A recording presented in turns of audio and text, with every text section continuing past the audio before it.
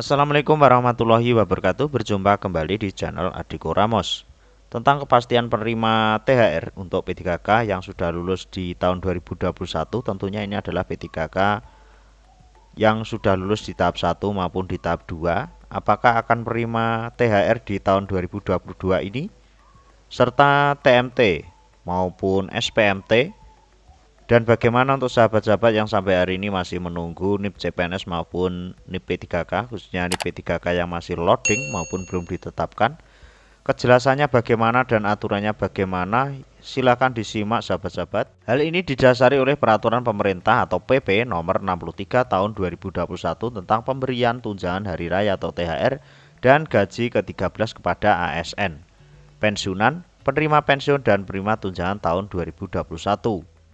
Hal ini juga terdapat aturan yang mengatur mengenai pemberian THR dan gaji ke-13 ini, yaitu Peraturan Menteri Keuangan RI nomor 42 PMK-05 tahun 2021 tentang petunjuk teknis pelaksanaan pemberian THR dan gaji ke-13.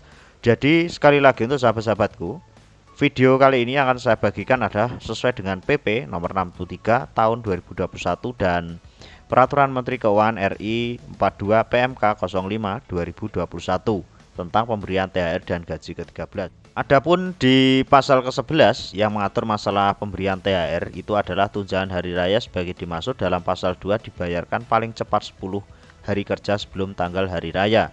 Itu paling cepat ya sahabat-sahabat. Perlu digarisbawahi, ini adalah yang paling cepat diberikan 10 hari kerja sebelum tanggal hari raya. Yang kedua bisa diberikan setelah hari raya jika yang dimaksud pada ayat 1 belum dapat dibayarkan. Tunjangan hari raya dapat dibayarkan setelah tanggal hari raya. Tentunya untuk nomor 1 dan nomor 2 ini tidak terlalu berpengaruh untuk sahabat-sahabat yang sudah menerima SK maupun yang masih menunggu NIP P3K keluar. Namun di poin berikutnya ini, ketentuan lainnya mengenai pemberian THR turut disampaikan di ayat 3 pasal 11 di dalam isi surat tersebut. Hal itu diatur yaitu tunjangan hari raya sebagai dimaksud pada ayat 1 besarannya sesuai dengan ketentuan sebagai dimaksud dalam pasal 6, 7, 8, atau 9 untuk 1 bulan pada bulan April tahun 2021. Ini untuk penggajian di tahun ini ya sahabat-sahabat, dihitung bulan April. Apabila pegawai pemerintah telah menerima SK tergantung dari TMT atau SPMT-nya nanti. Kalau di bulan April sudah mulai terhitung gajinya, maka akan dibayarkan pada bulan Mei tahun 2022 nanti. Ini semakin mengerucut sahabat-sahabat, jadi perlu diperhatikan ya sahabatku. Apabila pegawai pemerintah telah menerima SK tergantung dari TMT atau SPMT-nya nanti. Kalau di bulan April sudah memulai terhitung gajinya, maka akan dibayarkan pada bulan Mei tahun 2022 nanti. Jadi untuk sahabat-sahabat yang sampai hari ini belum menerima SK maupun masih menunggu loading penetapan NIP P3K, berarti dipastikan tidak akan menerima THR di bulan April tahun 2022. Sebagaimana yang telah dijelaskan mengenai teknis penggajian untuk P3K guru di tahun 2022 sebagai berikut. Rinciannya sebagai berikut ya, perlu diperhatikan sahabat-sahabatku. 1. TMT SK pengangkatan P3K tanggal 1 Februari tahun 2022, SPMT 1 April tahun 2022. Ini nanti mengerucut ke sahabat-sahabat yang sudah menerima SK. Silakan dilihat SK P3-nya ya. SK P3K bukan CP3K ya.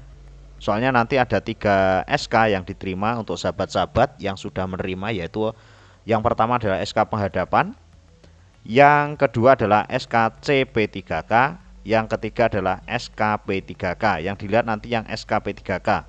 Jadi TMT-nya SK pengangkatan itu misalkan di sini tanggal 1 Februari tahun 2022, SPMT-nya 1 April tahun 2022. Yang kedua, gaji diproses setelah syarat penggajian dipenuhi. Syarat penggajian nanti silakan dicek di video sebelumnya. Syarat atau berkas pengajuan penggajian P3K khusus. Nanti akan saya bagikan lagi yang poin penuh atau sekitar 17 sampai 19 poin penuh. Soalnya ada beberapa daerah yang sampai syaratnya itu 17 dan 18 poin.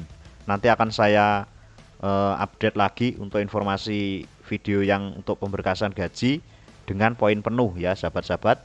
Mungkin besok atau lusa akan saya bagikan setelah uji materi dari atau bekerjasama saya dengan beberapa BKPSDM di wilayah Jawa Tengah dan Jawa Timur khususnya, dan daerah Sulawesi Selatan.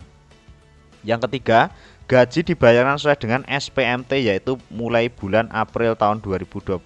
Dengan catatan di sini TMT-nya adalah SPMT-nya ya, mohon maaf, SPMT-nya dimulai tanggal 1 April tahun 2022, berarti akan dibayarkan atau akan mendapatkan THR ya.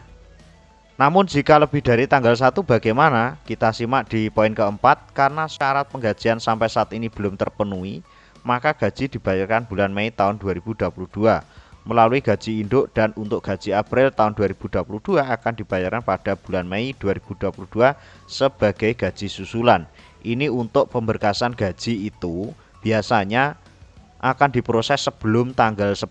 Jadi pengajuannya itu yang akan diproses dan bisa digaji pada bulan itu adalah sebelum tanggal 10 bulan berjalan sekarang.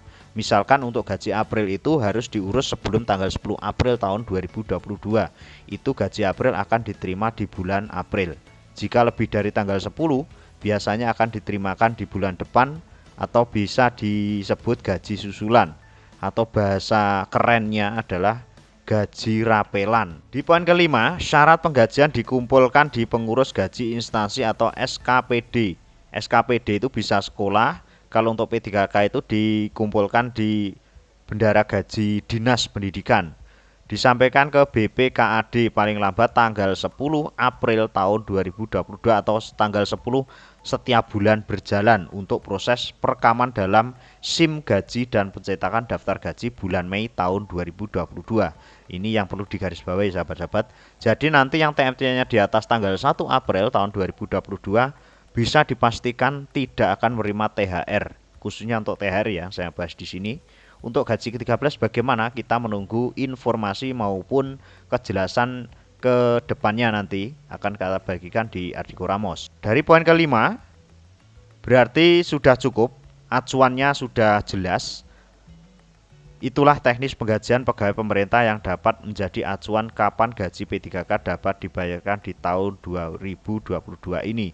Jadi ini adalah intisari teknis penggajian ya sahabat-sahabat, sesuai dengan beberapa aturan, yaitu PP dan keputusan Kemenkeu. Begitu kira-kira sahabatku. Jadi yang belum menerima SK ataupun masih ditetapkan NIP-nya bisa dipastikan tidak menerima THR. Dan yang sudah menerima SK itu silakan dilihat TMT-nya, jika lebih dari tanggal 1 April bisa dipastikan juga tidak mendapatkan THR.